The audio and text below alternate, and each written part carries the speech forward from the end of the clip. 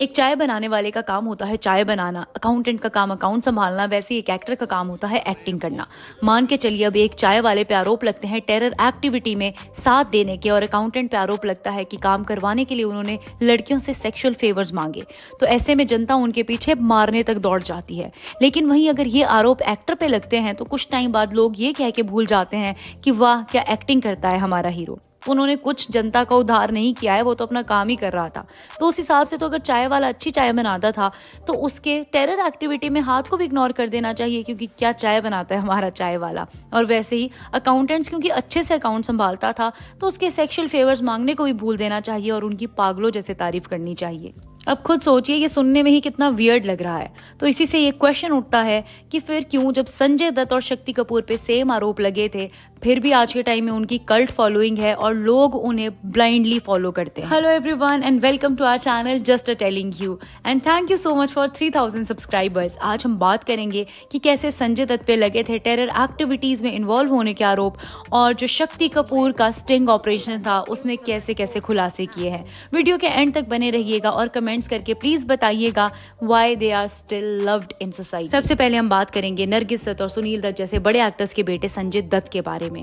आपने संजू मूवी जरूर देखी होगी, उसमें आपने एक चीज नोटिस की होगी कि कहीं पर भी कुछ भी प्रॉब्लम्स रही हैं संजू की लाइफ में या प्रॉब्लम्स के आउटकम्स रहे हैं, कहीं भी संजय दत्त को ब्लेम नहीं किया गया है। उल्टा हर जगह संजू को एक विक्टिम दिखाया गया है। बहुत क्रिटिक्स का ये भी मानना था कि ये मूवी उनकी इमेज को व्हाइट वॉश करने के लिए बनी थी। अब अगर बात करें संजय दत्त की, बचपन से ही संजय दत्त को बहुत ज्यादा लाड प्यार से पाला गया था। उनकी हर एक जिद हर एक मांग को पूरा किया जाता और बड़े होते होते संजय दत्त की ये सारी मांगे कुछ अलग ही लेवल पे चली गई। जब संजय दत्त जवान होते हैं तो बहुत ही ज्यादा रंगीन मिजाज के थे। His life was surrounded by बेशुमार affairs, drugs and alcohol. Even Sanjay Dutt ने 8 साल की उम्र से ही सिगरेट पीना शुरू कर दिया था अपने पापा से छुप छुपा के। Sanju was not at all serious for his acting career. सब कुछ फिर भी सही चल रहा था, लेकिन फिर साल आता है 1992 का, जहां बॉम्बे ब्लास्ट में डायरेक्ट कनेक्शन पता चलता है संजय दत्त का। इस ब्लास्ट में 257 लोगों ने अपनी जानें गंवाई थी। जहां संजय दत्त के घर में AK-57 मिलती है, उसके अलावा कार्टेजेस मिलती हैं और हैंड ग्रेनेड्स भी मिलते हैं। उसके अलावा स्मगलिंग में यूज हुई वैन जिसमें गोला बारूद था वो 2 दिन तक ब्लास्ट से पहले संजू के घर में पार्क थी। और उसके अलावा जो सबसे बड़ी चीज सामने आती है वो थी दाऊद इब्राहिम और अनीस इब्राहिम के साथ कॉल रिकॉर्डिंग संजय दत्त की, जहां वो एक बहुत फ्रेंडली वे से जैसे एक दोस्त से बात कर रहे हो ये बता रहे थे कि कैसे कुछ लोग करिश्मा कपूर और माधुरी दीक्षित के साथ मिसबिहेव कर रहे हैं। जी तो मैं समझता हूँ तुम लोगों को खुशखबरी थी वो। बिल्कुल समझ में आया कि नहीं जी। हाँ बस गुड न्यूज ही थी। अगर वो तुमसे मिलने आ जाता ना जी तो दूसरा तीसरा दिन मतलब खुद प्रयोग कर ही लेता हम लोग जी, समझे ना जी भाई। और ये सारी चीजें कहीं ना कहीं लेबल लगा देती हैं संजय दत्त के ऊपर टेररिस्ट का। हालांकि संजू मूवी में ये दिखाया गया है कि टेररिस्ट का लेबल उन पर मीडिया ने लगाया।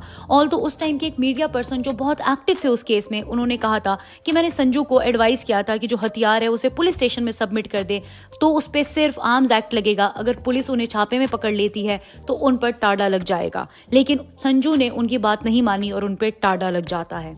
अब अगर संजू की साइड की बात सुने तो संजू ने बताया कि उनके फादर इलेक्शन कैंपेन में बहुत ज्यादा एक्टिव थे, जहां उन्हें ऑपोजिशन से धमकियां आ रही थी उनकी सिस्टर को मारने की, उनकी नीस को मारने की। तो इसीलिए प्रोटेक्शन के लिए उन्होंने 4 गन्स अबू सलेम से खरीद ली। अब यहाँ पर एक और पहलू है स्टोरी का जो ज्यादा हाइप नहीं किया गया और मूवी में तो दिखाया ही नहीं गया। वो था संजय दत्त का एक इंटरव्यू जहां उन्होंने कन्फेस किया था कि he was attracted to those guns, इसीलिए उन्होंने उसका यूज होगा या नहीं होगा बिना सोचे ही उसे घर में छुपा कर रख दिया था। बंदूकों का भी बहुत शौक है यार। Why should I lie? I love hunting and I love guns. अब अगर किसी पे टाडा लग जाता है then life is very very tough for him. और अब इस राजकुमार की जिंदगी भी टोटली पलट चुकी थी। Sanjay Dutt was sentenced in jail और उसके अलावा उनके फादर ने बहुत ज्यादा स्ट्रगल किया है उन्हें छुड़ाने के लिए। वैसे सुनील दत्त ही थे जिन्होंने असल में स्ट्रगल किया है। अगर मूवी बननी चाहिए तो सुनील दत्त पे बननी चाहिए थी। Really he was a real man. लेकिन फिर 2006 में टाडा हट जाता है। But unfortunately man who fought a lot for him वो उस वक्त तक जिंदा नहीं रहे थे। बिल्कुल Sunil Dutt passed away before 2006। अब इतने संगीन जुर्म उनके ऊपर लगे थे लेकिन स्टिल अभी भी इंडस्ट्री में संजय दत्त रेलेवेंट हैं। लेकिन अगर मैं पर्सनली अपना ओपिनियन दूं तो Sanjay Dutt was not at all a good husband. जब उनकी पहली शादी होती है तो उनकी फर्स्ट वाइफ को जब कैंसर हो जाता है तो धीरे धीरे संजय दत्त उनसे किनारा काट लेते हैं। जब वो कैंसर से बैटल जीत कर वापस इंडिया आती है तो उन्हें तोहफे में डिवोर्स पेपर्स मिलते हैं। उसके अलावा अगर बात करें एक सन होने की, तो Sanjay Dutt was not a good son, क्योंकि उनके फादर ने थ्रू आउट हिज लाइफ बहुत स्ट्रगल किया अपने बेटे को सही रास्ते पे लाने के लिए। संजू मूवी में ये भी दिखाया गया है how Sanjay Dutt cheated his friend by sleeping with his girlfriend. तो मेरे अकॉर्डिंग वो इतने अच्छे दोस्त भी नहीं थे, लेकिन फिर भी बड़ा क्वेश्चन ये है why he still have that cult following, और क्यों सारी इंडस्ट्री उनके बारे में सिर्फ अच्छा ही बोलती है। अब इसके दो रीजंस है। सबसे पहला है संजय दत्त के कुछ ऐसे एक्सेप्शनल रोल्स जिसकी गहरी छाप लोगों के दिलों पर छप चुकी है। सेकेंडली, इंडस्ट्री के सभी लोग कहते हैं कि संजय दत्त जैसा भी है पर वो दिल का बुरा नहीं, वो दिमाग से नहीं सोचता, हमेशा दिल से सोचता है, और इतने बड़े इंसान में भी दिल अभी एक छोटे से मासूम बच्चे का ही है। और शायद इसका रीजन उनकी परवरिश रही है, क्योंकि बचपन से ही उन्हें बहुत प्यार से और नाजों से पाला गया। जो भी उनके आसपास रहता, चाहे उनकी मदर, उनकी बहनें या कोई भी, हर कोई संजय दत्त को बहुत प्यार से रखता था, और यही रीज़न शायद रहा है कि उनके दिल में अभी तक एक मासूमियत जिंदा है, या उनका पूरा दिल ही मासूम है।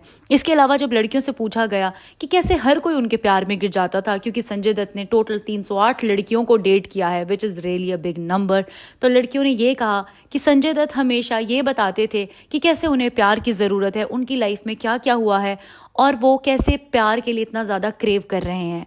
और इसी वजह से लड़की को लगता कि इसी इंसान को उन्हें प्यार करना चाहिए जिसे सच में प्यार और अटेंशन की इतनी ज़रूरत है। और यही अपना वल्नरेबल कार्ड खेलते हुए संजय दत्त की इतनी गर्लफ्रेंड्स बनी थी। लेकिन अगर हम बात करें, आज भी वो इंडस्ट्री में बहुत रेलेवेंट है और उनकी कल्ट फॉलोइंग अभी भी बनी हुई है। नेक्स्ट हम बात करेंगे शक्ति कपूर के सेक्स स्कैंडल की। शक्ति कपूर को इंट्रोडक्शन की जरूरत ही नहीं है, he is a excellent comedian and a villain. उन्होंने बहुत ज़्यादा बड़े रोल्स किए हैं, लेकिन फिर एक स्टिंग ऑपरेशन किया जाता है 2005 में इंडिया टीवी द्वारा, जहां पर शक्ति कपूर का ऐसा इंटरव्यू सामने आता है जिसने पूरे नेशन को शॉक कर दिया था। एक प्रॉमिसिंग रोल के लिए एक एक्ट्रेस उनके सामने बैठी थी, जिन्हें शक्ति कपूर ये कहते हैं कि उन्हें रोल मिल जाएगा, लेकिन उसके बदले उन्हें सेक्सुअल फेवर्स देने होंगे। शक्ति कपूर अगर यहीं चुप हो जाते खुद के लिए सेक्सुअल फेवर्स मांगने के लिए, तो भी शायद इतना बड़ा स्कैंडल नहीं होता। लेकिन शक्ति कपूर कहते हैं कि चाहे कोई भी बड़ा प्रोड्यूसर, डायरेक्टर हो, जैसे यश चोपड़ा, सुभाष घई या फिर यश जौहर, सब ने कास्टिंग काउच का सहारा लिया है। इवन सारी एक्ट्रेस जैसे कि प्रीति जिंटा, ऐश्वर्या राय, रानी मुखर्जी, अभी तक इन्हें कॉन्टिन्यूसली मूवीज मिलने का रीजन ही कास्टिंग काउच है, और ये परफेक्ट एग्जाम्पल था कास्टिंग काउच स्कैंडल का। इसके अलावा यहीं पर शक्ति कपूर नहीं रुकते हैं, और जितनी भी एस्पिरेंट एक्ट्रेस थी सोसाइटी में, उनके लिए एक इतनी डरावनी स्टेटमेंट बाहर देते हैं कि कोई भी ऐसी एक्ट्रेस नहीं है इंडस्ट्री में जिसने कॉम्प्रोमाइज ना किया हो। ये सब बाहर आते ही पूरा बॉलीवुड उन्हें बॉयकॉट कर देता है। इवन ये भी माना जाता है कि श्रद्धा कपूर को इतना ज्यादा कॉर्नर इसलिए किया जाता है इंडस्ट्री में क्योंकि इंडस्ट्री अभी तक शक्ति कपूर को माफ नहीं कर पाई है। अब अगर शक्ति कपूर अपनी दी हुई स्टेटमेंट्स के लिए माफी मांगते तो शायद सिचुएशन कंट्रोल में भी आ जाती, लेकिन उसके बाद के उनके इंटरव्यूज और भी प्रॉब्लमेटिक थे, जहां वो कहते हैं कि ऐसा मैंने क्या कर दिया, मैंने तो इंडस्ट्री का सच ही बताया है, और वो आदमी आदमी ही नहीं जिसकी नीयत खराब ना हो।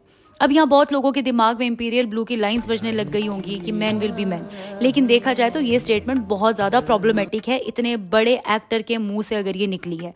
मेरे अकॉर्डिंग तो ये बिल्कुल ही बेसलेस और सेंसलेस है, बिल्कुल उसके जैसे जैसे कुछ लोग कहते हैं कि जीन्स और स्कर्ट पहनने वाली हर लड़की का कैरेक्टर सही नहीं होता। और जैसे शक्ति कपूर ने हर एक आदमी को ये कहा कि उसकी नीयत खराब होती है, ऐसे ही दलीलें सामने आती हैं जब लड़कियां फेक रेप केसेस दर्ज करती हैं और इनोसेंट मैन और लड़कों को पनिशमेंट मिलती है, क्योंकि वहां भी सोसाइटी यही दलील देती है कि मैन विल बी मैन। तो अब आप ये सोचिए कि बॉलीवुड में कोई इस बात के लिए कहां शक्ति कपूर का साथ देने वाला था। No doubt Bollywood is full of casting couch affairs, scandals, पर उस वक्त अगर कोई भी शक्ति का साथ देता तो ये ऑब्वियसली अपने पैर पे कुल्हाड़ी मारने वाली बात होती। यहाँ हो सकता है कि शक्ति कपूर ने इंडस्ट्री के बारे में सच भी कहा हो, लेकिन उनके पास कोई राइट नहीं था किसी का कैरेक्टर असैसिनेशन करने का या किसी के बारे में ऐसी बातें बताने का। उसके अलावा अगर वो खुद के लिए कह रहे थे देन इट्स फाइन, लेकिन वो पूरी सोसाइटी के लड़कों और मर्दों के लिए ये बात नहीं कह सकते। सोचिए अगर कोई लड़की या कोई लड़का ये कहता कि सारी लड़कियां ही सबकी नीयत खराब होती है तो सोसाइटी कितनी भड़कती, लेकिन यहाँ पर लड़कों के लिए और मर्दों के लिए कहा गया था तो इतनी बड़ी बात ही नहीं बनाई गई।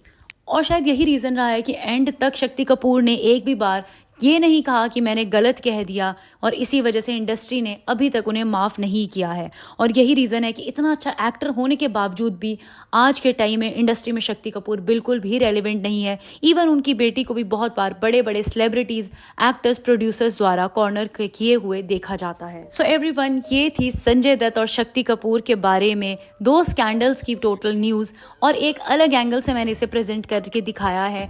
आई होप आपको ये अच्छा लगा होगा। अगर आपके इसके बारे बारे में कुछ भी विचार हैं तो प्लीज़ उसे कमेंट सेक्शन में ज़रूर मेंशन कीजिएगा एंड प्लीज़ हमारे चैनल को लाइक, सब्सक्राइब एंड शेयर कीजिएगा। Thank you so much for watching and take care.